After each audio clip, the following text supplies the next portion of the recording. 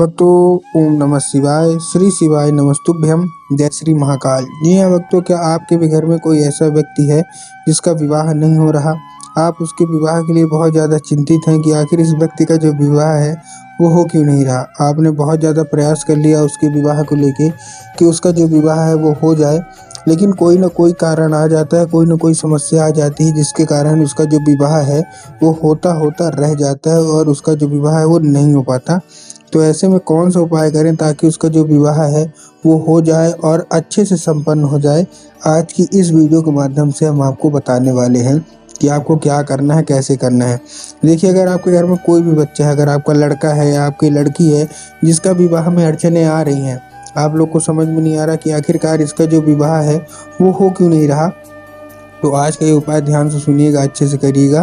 पूज्य गुरुदेव की ही कथा सुन के और बहुत अच्छे से समझ के आपके लिए लेके आया हूँ ये उपाय। देखिए, पूज्य गुरुदेव की जो कथा होती है ना, उसमें जो भक्त आते हैं, बहुत सारे लोगों को इसको फल भी मिला, 7-8 लाख लोगों को इसका फल भी मिल चुका है। तो आप भी सुनिएगा आज का उपाय क्या है। देखिए, पूज्य गुरुदेव की जो कथा होती है ना, तो उसमें लाखों की भीड़ आती है, आप सबको पता है। तो अभी गुरुदेव की कथा चल रही थी, 4-5 महीना पहले की बात है, गुरुदेव की कथा चल रही थी, उसमें लाखों की भीड़ आई। जब गुरुदेव की कथा में लाखों की भीड़ आई तो वहाँ जितने भी लोग थे, ज़्यादातर लोगों ने क्या किया, पत्र लिखा गुरुदेव को और पत्र के द्वारा मनोकामना अपनी पहुँचाई। जब गुरुदेव ने पत्र देखा तब गुरुदेव ने उसमें से देखा कि बहुत सारे जो माता पिता हैं वो अपने बच्चों की है, उनका जो विवाह है उसकी टेंशन में है कि उनका जो विवाह है वो नहीं हो पा रहा। वही सोच रहे हैं कि गुरुदेव हमको उपाय बता दीजिए, हमारे घर का जो व्यक्ति है, लड़का है लड़की है, उसकी जो उम्र है वो गुजरती जा रही है। कोई 30 साल का हो गया है, कोई 35 साल का हो गया है, कोई 40 साल का हो गया है, कोई 45 साल तक के भी हो गए हैं, लेकिन उनका जो विवाह है उसका योग नहीं बन रहा।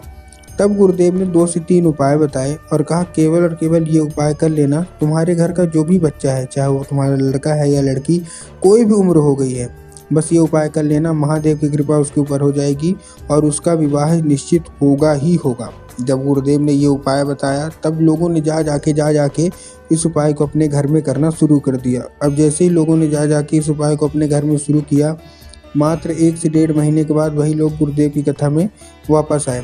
अब जब वही लोग गुरुदेव की कथा में वापस आए तो उन्होंने फिर से गुरुदेव को पत्र लिखा, लेकिन इस बार का जो पत्र था ये गुरुदेव को धन्यवाद के रूप में पत्र था कि गुरुदेव धन्य हो आपका, आपके द्वारा बताया गया उपाय हमने कर लिया है, हमारी सारी की सारी मनोकामना पूरी हो गई है। मतलब जिसके लिए हम परेशान थे कि हमारे बच्चे का विवाह पक्का नहीं हो पा रहा, तो अब उसका विवाह भी पक्का हो गया। आपका कोटि कोटि धन्यवाद। तो देखिए, जो लोग भी मेरी आवाज़ सुन रहे हैं, अगर आपको भी जानना है कि आखिर ऐसा कौन सा उपाय है जिसको करने मात्र से मात्र 1 से 1.5 महीने के अंदर विवाह पक्का हो जाता है, तो चलिए हम बताते हैं आपको आज की इस वीडियो के माध्यम से कि आपको करना क्या है।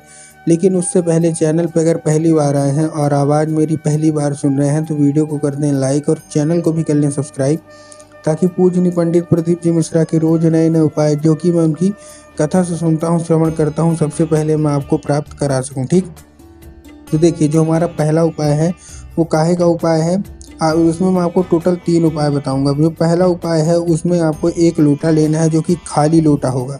उसमें आपको 21 चने की दाल डाल देनी है। कितनी? 21 आपको चने की दाल डाल देनी है। ठीक, उसके बाद आपको करना क्या है, चने की दाल आपने डाल दी, चने की दाल के साथ आपको एक सुपारी चाहिए जो कि बंधी सुपारी होगी, मतलब जो पूरी की पूरी सुपारी आती है, कटी वाली नहीं। ठीक, उसके साथ आपको एक सिक्का डाल देना है। अब सिक्का 1 रुपये, 2 रुपये, 5 रुपये, 10 रुपये, जो भी आपके पास हो आप उसको डाल दीजिए। कोई ज़रूरी नहीं कि आपको कितने का भी डालना है, जो भी आपके पास हो आप डाल दीजिए। ठीक, डालने के बाद आपको करना क्या है, जैसे आपने डाल दिया, डालने के बाद उसको एक लाल कपड़े से, वो जो लोटे का ऊपर का मुख है ना, उसको आप अच्छे से बांध लीजिए। ठीक, बांध लिया।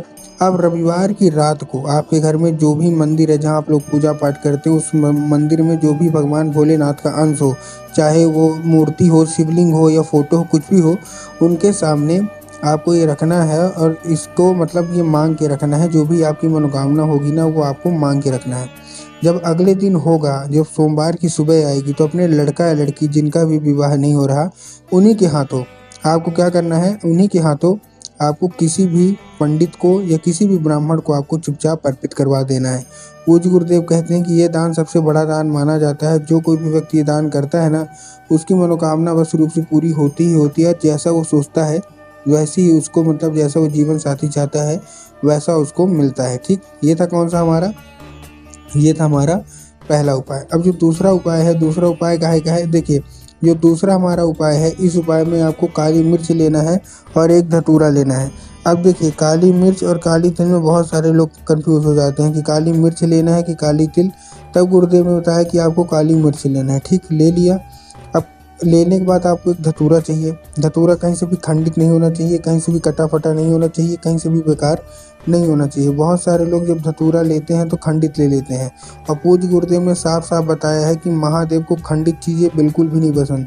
महादेव जितना जल्दी प्रसन्न होते हैं उतना जल्दी वो क्रोधित भी हो जाते हैं, तो आपको महादेव को क्रोधित नहीं करना है। ठीक, आपने ले लिया। लेने के बाद आपको पहुंचना है सीधा सीधा शिव मंदिर। अब जैसे ही आप शिव मंदिर पहुंचेंगे आपको दक्षिण दिशा में खड़े हो जाना है और उत्तर की ओर अपना चेहरा कर लेना है। अब देखिए दक्षिण और उत्तर में भी बहुत सारे लोग कंफ्यूज होते हैं कि दक्षिण क्या है, उत्तर क्या है, हमको थोड़ा थोड़ा साफ साफ बताओ। तब गुरुदेव ने साफ साफ बताया है कि आप जिस भी शिव मंदिर जा रहे हैं ना, उस शिव मंदिर का जिधर साइड जलाधारी होगा, ठीक, जिधर से जल नीचे गिरता होगा उसको जलाधारी बोलते हैं। जिधर साइड जलाधारी होगा आपको अपना चेहरा उधर साइड करके खड़े हो जाना है। ठीक, खड़े हो गए। खड़े होने के बाद आपको करना क्या है, खड़े होने के बाद आपको एक नाम लेके, महादेव का बहुत ही अच्छा सा नाम है कुंदकेश्वर महादेव, तो बस आपको कुंदकेश्वर महादेव का नाम लेके उन्हीं का स्मरण करके आपको चुपचाप क्या कर देना है, अर्पित कर देना है बस। पूज्य गुरुदेव कहते हैं कि अगर आपने कुंदकेश्वर महादेव का नाम लेके ये उपाय कर लिया तो आपकी मनोकामना अवश्य रूप से पूरी होगी ही होगी। ठीक है, ये था हमारा कौन सा, ये था हमारा दूसरा उपाय। अब हम चलते हैं अपने तीसरे और आखिरी उपाय की ओर। इस उपाय में देखिए आपको करना क्या है। इस उपाय में बहुत ही सिंपल से मैं आपको बता रहा हूँ। इस उपाय में आपको 11 लाल फूल चाहिए। कितने, 11। अब 11 लाल फूल आप कोई से भी ले सकते हैं, गुलाब के ले लीजिए, गुड़हल के ले लीजिए, जो भी आपको पसंद आए आप 11 लाल फूल ले लीजिए। बस आपको एक चीज़ का ध्यान रखना है कि जो 11 लाल फूल हैं वो एक किस्म के होने चाहिए। मतलब अगर आप गुलाब के ले रहे हैं तो 11 के 11 लाल फूल गुलाब के होने चाहिए। अगर आप गुड़हल के ले रहे हैं तो आपको 11 के 11 लाल फूल गुड़हल के लेने हैं। मतलब बहुत सारे लोग गलती क्या करते हैं कि 2 फूल किसी और के ले लेंगे, 3 फूल किसी और के ले लेंगे, 2 फूल किसी और के ले लेंगे, और तो ऐसा आपको नहीं करना है। जिसका भी ले रहे हैं 11 के 11 लीजिए। लेने के बाद आपको पहुंच जाना है कहाँ, सीधा सीधा शिव मंदिर। अब जैसे ही आप शिव मंदिर पहुंचे आपको क्या, आपके दिमाग में क्या होगा कि हमको बाबा भोलेनाथ के ऊपर अर्पित कर देना है, जो कि पूर्णतः गलत है। आपको बाबा भोलेनाथ के ऊपर अर्पित नहीं करना, आपको माता शोक सुंदरी के ऊपर अर्पित करना है। अब देखिए जिसको पता है कि माता शोक सुंदरी की जगह कहाँ होती है उनका ठीक, लेकिन बहुत सारे ऐसे लोग हैं जिनको यही नहीं पता कि माता शोक सुंदरी की जगह कहाँ होती है। तब गुरुदेव ने साफ साफ बताया है कि जो जलाधारी होती है, जलाधारी के दाएं मतलब राइट साइड में माता शोक सुंदरी की जगह होती है।